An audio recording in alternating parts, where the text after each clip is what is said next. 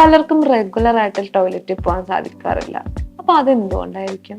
അത് actually increased bad bacterial growth എന്ന് പറയും. ആ ബാഡ് ബാക്ടീരിയൽ ഗ്രോത്ത് കൊണ്ടാണ് പലപ്പോഴും സെറട്ടോണിൻ പോലത്തെ ഹാപ്പി ഹോർമോൺസിന്റെ ഉൽപാദനം കുറയുന്നത്.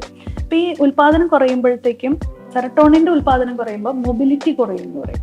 അതായത് അപ്പോൾ ഇങ്ങനെ ഒരു പെരിസ്റ്റാൾട്ടിക് മൂവ്മെന്റ് ഉണ്ട്, അതിന്റെ ഇത് കുറയുമ്പോൾ കോൺസ്റ്റിപ്പേഷൻ. ഇത് സെറട്ടോണിന്റെ ഉൽപാദനം കൂടുമ്പോൾ ഡയറി വരും.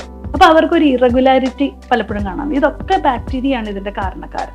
അപ്പൊ നമുക്ക് അതിനകത്ത് ചെയ്യാൻ പറ്റുന്ന ചില വിദ്യകൾ എന്താന്ന് വെച്ചാൽ, അലോവേര അവരുടെ ഡെയിലി ലൈഫിൽ ഉൾപ്പെടുത്തുക.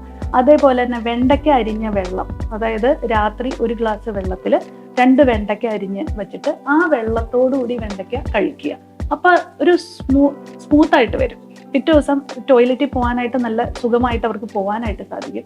അതേപോലെ തന്നെ ചിയാ സീഡ് നല്ലപോലെ സോക്ക് ചെയ്ത വെള്ളത്തിൽ ചിയാ സീഡ് വളരെ ചെറിയൊരു ടീസ്പൂൺ ഇട്ടിട്ട് അതിന്റെ വെള്ളം കുടിക്കുന്നതൊക്കെ ഇവരുടെ ഈ മൊബിലിറ്റിയെ കൂട്ടാനായിട്ട് നല്ലതാണ്. അതേപോലെ തന്നെ നല്ല രീതിയിലുള്ള ഫൈബർ റിച്ച് ക്യാബേജ് കഴിക്കുന്നത്, ക്യാബേജ് തോരനായിട്ടൊക്കെ കഴിക്കുന്നതൊക്കെ ഈ ഫൈബർ റിച്ച് ആയിട്ടുള്ളത് നമുക്ക് ആ ഒരു മൊബിലിറ്റിയെ കൂട്ടാനായിട്ട് നല്ലതാണ്.